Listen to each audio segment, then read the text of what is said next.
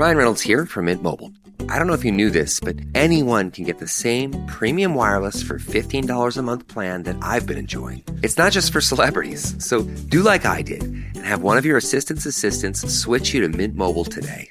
I'm told it's super easy to do at mintmobile.com/switch. Upfront payment of $45 for 3-month plan, equivalent to $15 per month required. Intro rate first 3 months only, then full price plan options available. Taxes and fees extra. See full terms at mintmobile.com. Welcome to the 4 parks of Universal Orlando Resort, featuring the new Universal Epic Universe. With spectacular hotels, we offer a week of vacation excitement. Visit universalorlando.com. Military murder is an independent project and is not endorsed by the Department of Defense or any military component. The views expressed are those of the host. The content of this podcast is not meant to be legal or medical advice. Warning, this episode contains graphic details of murder and is not suitable for young listeners. Listener discretion is advised.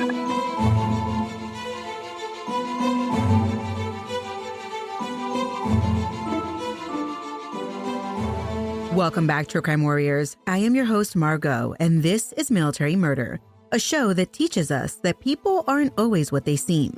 Many people hide their true evil identity behind a pristine uniform and lots of accolades. Some hide behind their status as military dependents, and most of the evil hides in plain sight. Today's case is one I've seen often. A service member survives a dangerous deployment only to die on American soil at the hands of someone they thought they knew. Join me today as I take you to Fort Campbell, Kentucky, and I tell you the tragic story of Vincent Goslyn Jr. Now, let's dig in. In January 2012, 28-year-old Army Sergeant Vincent Goslyn Jr. had just returned to Fort Campbell from his second tour in Afghanistan. He was happy to be home and reunited with his wife, Jessie, and their 3 young kids. Vincent had 2 other kids from a previous relationship, so he was a father of 5. I never deployed when I had kids, but I did deploy as a newlywed back in 2012, and I remember I couldn't return home soon enough. So I can imagine that Vincent was just elated to be home. But for anyone who might not be familiar with military life, everyone looking in always imagines that returning from a deployment is all rainbows and butterflies. But oftentimes, there's a rift that occurs in marriages and families in the initial reunification period. What people don't realize is that in the few short months of separation, family dynamics change. Sometimes they change a lot. And I can imagine that this was the case for Vincent and his wife and 3 young kids. But even with all that, the couple had to get back into the groove of things. And only 4 days after Vincent arrived home, the couple was finally able to get their alone time. A date, if you will.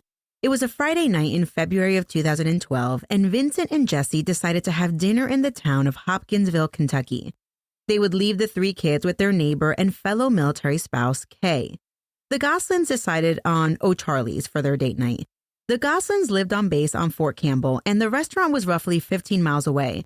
But looking at a map, it was a straight shot up I-41. That night, the couple had a lovely dinner at O'Charlie's, I imagine. But it was on the car ride home when everything took a turn for the worse. It was dark outside now, and as Jessie drove home, she took one of the back roads, Fidelio Rd to be exact. While they were driving down this dark road, a car was stopped on the side, and Vincent, being the helper that he was, he wanted to pull over to see if the person needed any help. It was after Vincent got out of the vehicle that shots rang out. Lots of shots, almost 10 gunshots. Jessie started screaming as she took off down the road in fear that the person would come after her as she dialed 911. Jessie told the operator that her husband had been shot after they pulled over to help a motorist in need. As she was on the phone, Jessie was hysterical, so much so that the operator had to calm her down, like way down. Jessie continued to tell the operator that after her husband had been shot, he tried to get back into the vehicle, but whoever shot him was right behind him and wouldn't let him get into the car. While this was happening, Vincent looked at Jessie and told her to drive. He cared more about her safety and he wanted her to drive off, and so she did. It was when Jessie was on the phone with 911 that the operator got another call from someone reporting a shooting on Fidelio Rd. The caller was a man named Walter Ferguson, and he was a local resident of the area. He reported that he heard gunshots near his house as he was fixing to go visit his cousin. When he heard the gunshots, he drove towards the sound, and that's when he saw a truck's lights come on, and then that same truck took off. Walter, the fearless man that he was, drove right up to the area where the truck had been stopped, and that's when he saw a man laying on the ground. It was the body of Vincent Goslyn Jr. Walter was standing on Fidelio Road, and as police rushed to the scene, they found Vincent. He was dead, the result of multiple gunshot wounds. Detectives were hopeful that they would find the person that did this to Vincent, especially because there were 2 eyewitnesses. There was Jessie, the wife, and then there was Walter.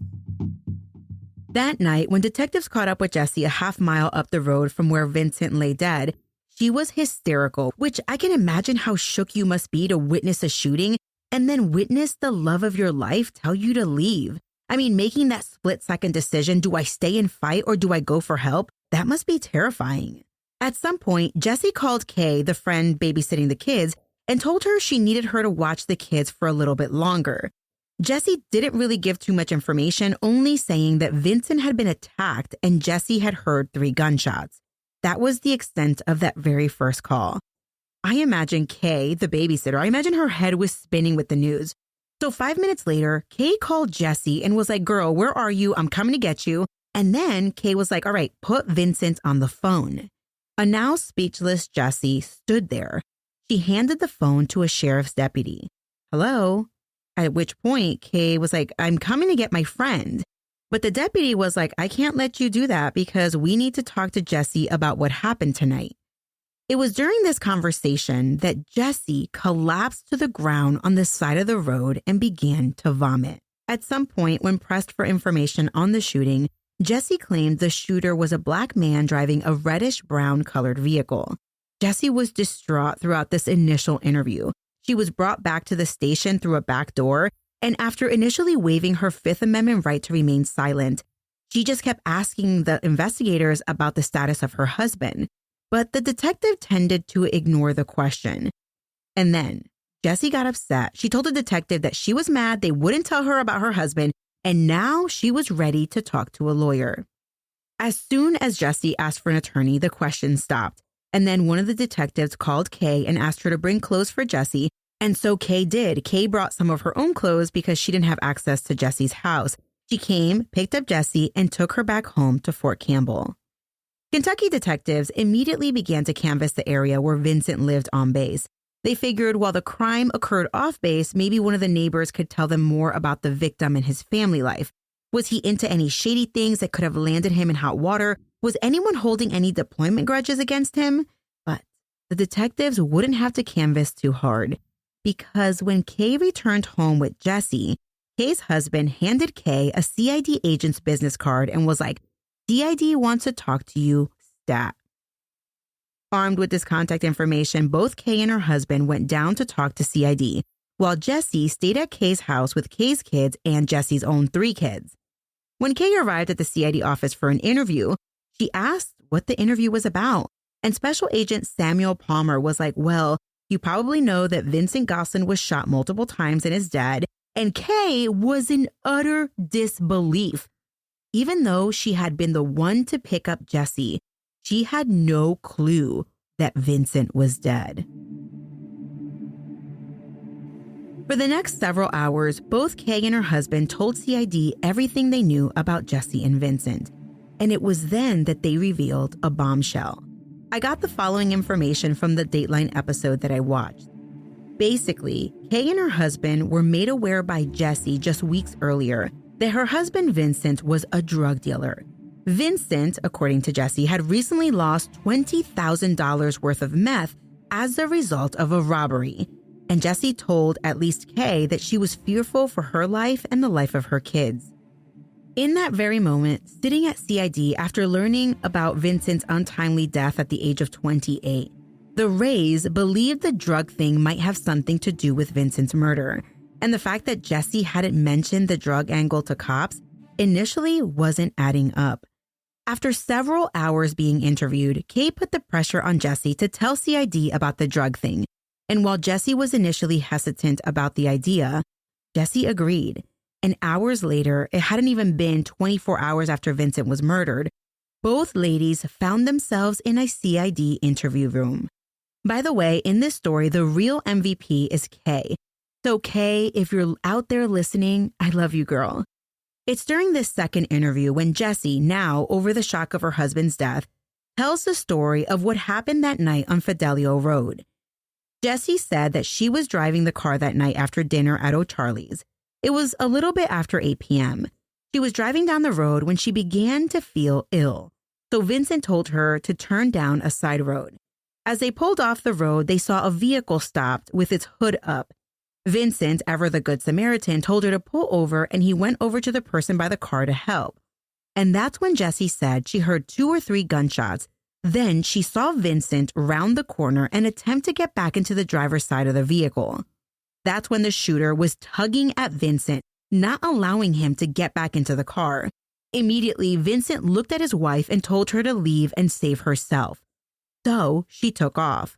During this police interview, Jessie, now with the glaring eyes of her neighbor Kay staring at her, told detectives about the drug thing. Jessie told CID that her and Vincent were indebted to some drug dealers upwards of $20,000. By the way, it should be noted that the Dateline episode made it seem like Kay sat in the interrogation room the entire time, but according to a court opinion, it says that Kay was only present for 10 minutes or so. So I just wanted to put that out there because I did find it odd that detectives would let a grown person speak in front of another person, especially if they were a suspect. Anyway, at some point, Jessie dropped a bombshell to the investigators. Jessie mentioned that the fact that they were driving down Fidelio Rd was no coincidence. No, it was not a coincidence at all. You see, after Jessie and Vincent left O'Charlie's at night, Jessie received a text message from one of the drug dealers. It read, quote, "Turn on the road after the stoplight. If not, your whole family is dead," end quote. Terrified, Jessie saw the message and she did as she was told. So this was all very interesting, right? Because initially Jessie made no mention of drugs, and now she was talking about receiving a text message from some drug dealers. And then at some point, Jessie also said that they should be looking for a black man in a reddish-brown car. So detectives sat there listening attentively, but they weren't buying Jessie's story. And to top it off, Walter, the man who heard the gunshots that killed Vincent and saw a vehicle at the crime scene, well, this seemingly uninterested man told a different story. You see, while Jessie maintained that the car she saw on the side of the road was a reddish-brown car, Walter was like, "What? I saw a big old white truck that was elevated from the ground and it had a loud exhaust." So the question for detectives was, who was lying? Or more importantly, who had the motive to lie?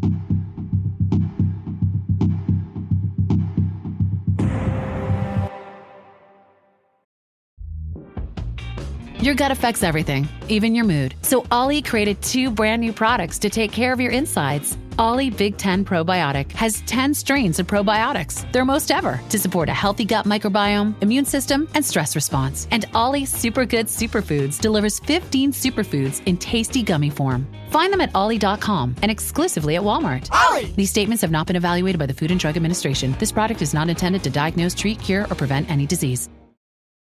Running a business comes with a lot of what-ifs.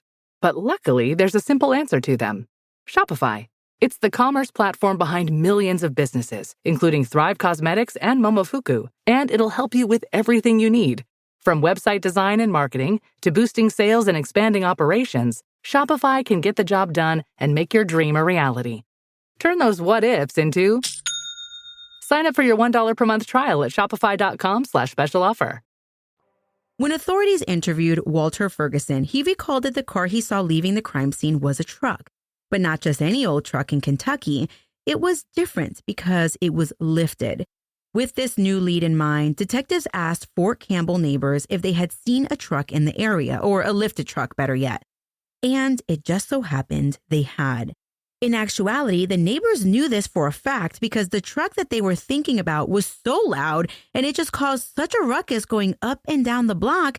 And it was, kind of really hard to avoid seeing or hearing it. Armed with this information, loud, lifted white truck on Fort Campbell military base, it didn't take long for authorities to find a loud lifted truck, with Colorado plates, I might add.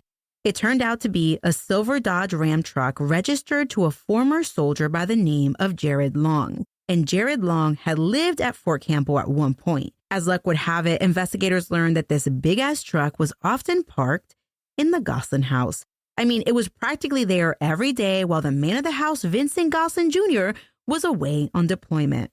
Authorities immediately put a bolo for the vehicle, and they find Jared in Grand Junction, Colorado, where he lived.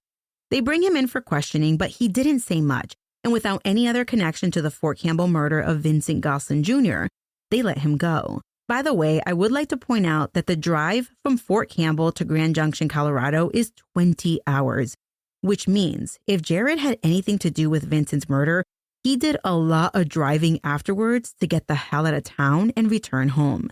Anyway, after chatting with Jared briefly, detectives kept digging, and they learned more and more and more about Jared and Jesse's relationship. Because, especially if you live on base, the houses have eyes and ears, and while you might not hear it, everyone is talking. Word on the street was that Jared and Jesse were a thing. And in fact, Jared actually lived with Jesse at her house with her kids every single time that Vincent was away. So whenever it was time for Vincent to come home, Jared would pack up his little belongings and leave until the next time. Which honestly, I know this is common, but it does make me sick to my stomach just saying, it's not the affair so much as the lying, the audacity, and the blatant disrespect. But okay, I'll get off my soapbox now. But wait. This story gets crazier.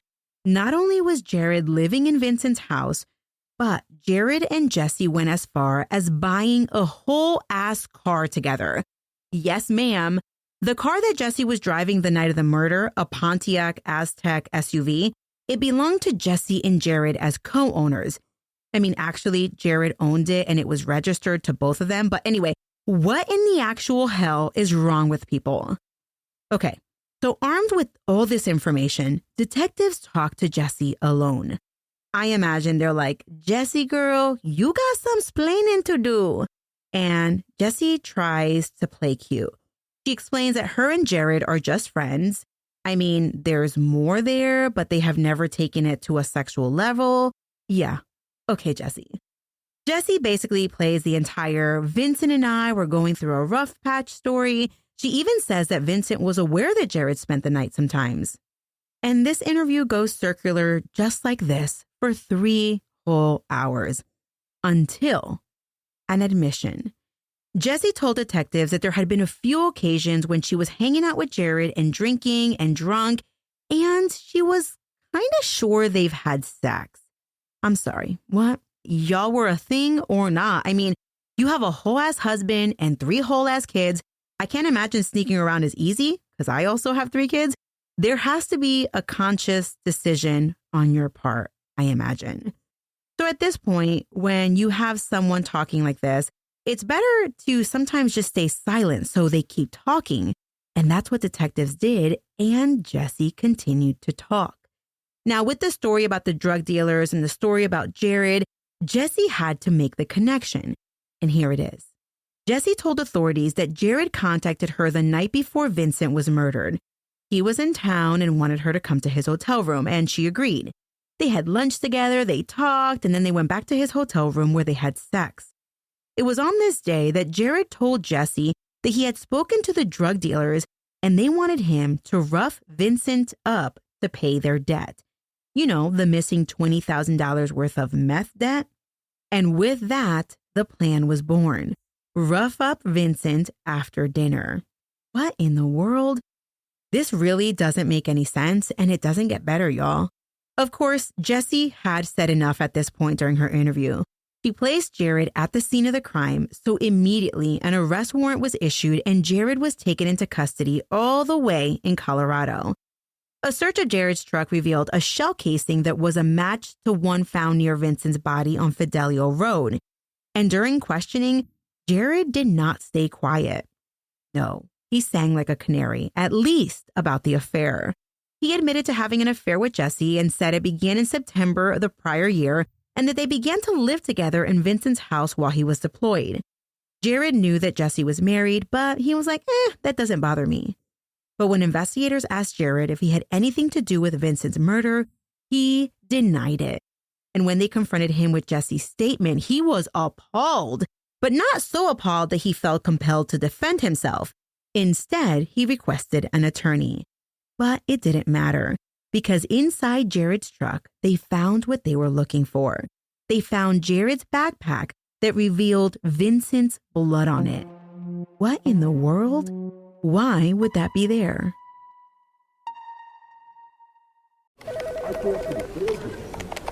Having trouble hearing in work meetings? Eventually you zone out. You've missed too much to catch up now. Get your confidence back with Nuance Audio. Don't worry, I just spoke with the sales office, and they assured me the order has already been processed. The new invisible hearing solution that's built into your glasses. Nuance Audio glasses help you hear better and reduce background noise, so you can tune into your meetings all day long. Learn more at nuanceaudio.com. This episode is brought to you by LinkedIn. Healthcare professionals can lead their careers with LinkedIn. Discover jobs by specialty, preferred shifts, and even desired salary. From mental health therapists to radiology technicians, it's now faster and easier for healthcare professionals to find the right fit. Learn more at linkedin.com/healthcare. Side effects may include faster job placement, improved work-life balance, and increased career satisfaction. After both Jared and Jesse were arrested for murder, that's when the game of cat and mouse began.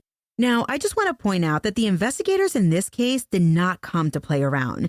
Vincent was murdered on Friday night, and by Monday morning, both Jesse and Jared were in custody and charged with Vincent's murder. So I imagine the investigators hardly slept in those first 72 hours trying to nab these murderers. After the arrest, Jared's defense attorney wanted to get Jesse's statement to police thrown out because that's what implicated their client. So in examining the two interviews with Jesse, Jared's attorney noticed that Jesse requested an attorney during her first interview, immediately after Vincent had been shot. Then Jesse went into CID with her friend Kay and started talking again the following day. But as you might recall, Jesse had previously requested an attorney and one had not been provided to her. When Jared's attorney filed a motion to suppress the evidence, the judge agreed with the defense counsel, and Jesse's second statement to police implicating Jared was thrown out. Of course, this was a huge blow. Had the prosecutors lost the entire case? After the ruling, both Jesse and Jared were released from jail on bond with ankle bracelets, while the prosecutors appealed the judge's decision. And that decision would be in limbo for 4 entire years. All the while, Vincent's family was out there starting a Facebook page, and they were nervous that their son's killers would never be brought to justice. After 4 years of waiting, the appeal was resolved on the prosecution's side, and Jesse's statement was allowed as evidence.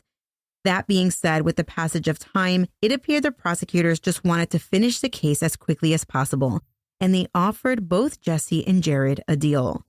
According to reporting, Jesse was the first to take the deal in exchange for her testimony against Jared. In 2017, Jesse pled guilty to complicity to murder. Right before her sentencing hearing, she sought to present evidence that she had been a victim of domestic violence at the hands of the victim, Vincent. But after talking to her attorney and hearing a victim impact statement, Jesse withdrew her initial request, which would have prolonged the process. Ultimately, Jesse was sentenced to 22.5 years. During this time, Jared was still out on bail, but after hearing about some of his conversations with Jesse and how he might flee or hurt himself or others, the judge was quick to revoke his bail. Eventually, though, Jared pled guilty to first-degree murder, and he was sentenced to 30 years.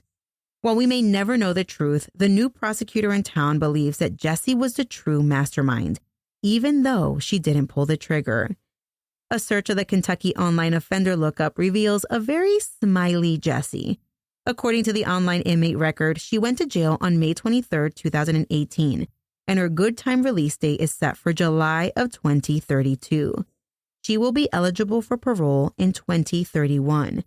And y'all, evil is itty bitty because she measures in at 4 feet 9 inches tall. But wait, as if this story wasn't crazy enough, when I was wrapping up my online research of Vincent's case, I came across an article in the Courier-Journal about the original lead prosecutor in Jared's case. Apparently, the prosecutor was in a sexual relationship with the lead detective, and so with that, the judge removed the lead prosecutor from Jared's case in an effort to not undermine the verdict in the case. As you know, the issue was moot since Jared pled guilty, but man, it's always something with humanity, right? Not just the actual case, but the lives of those involved in those cases that goes under such scrutiny. The female prosecutor was pissed when Jared's defense first filed a motion to remove her from the case. She called it a last-ditch effort to avoid the inevitable, and she even threw in a zinger, calling the motion sexist. Which, I'm not going to lie, you have to wonder if the motion would have even come up if she were a man. Well, there you have it.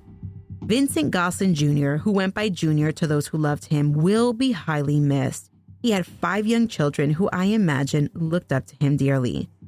Sadly, a selfish act took a father and a friend out of this world. Tim Hamilton, Vincent's cousin, continues to carry the torch for Vincent. You can see a ton of pictures of Vincent on Tim's YouTube channel. You'll see pictures of Vincent with his kids, Vincent as a groomsman at a wedding, pictures of Vincent in uniform, deployed, goofing around. It's truly a memory of a life lost.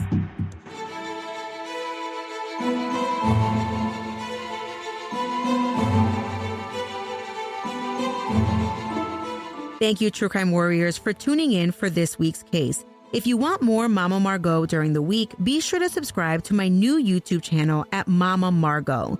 Also, I've been toying around with the idea of returning to a weekly production schedule.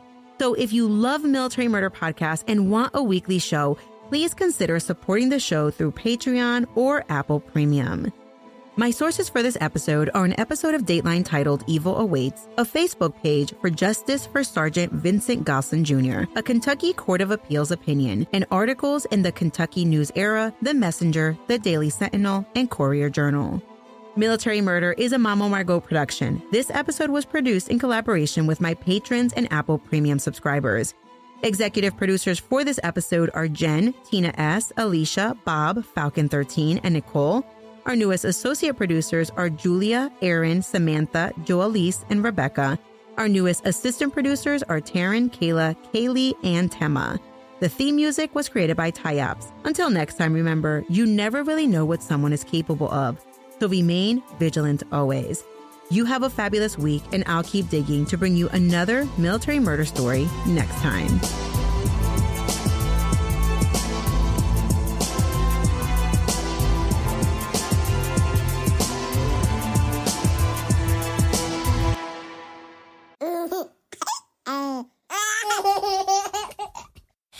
Mama's working on her podcast.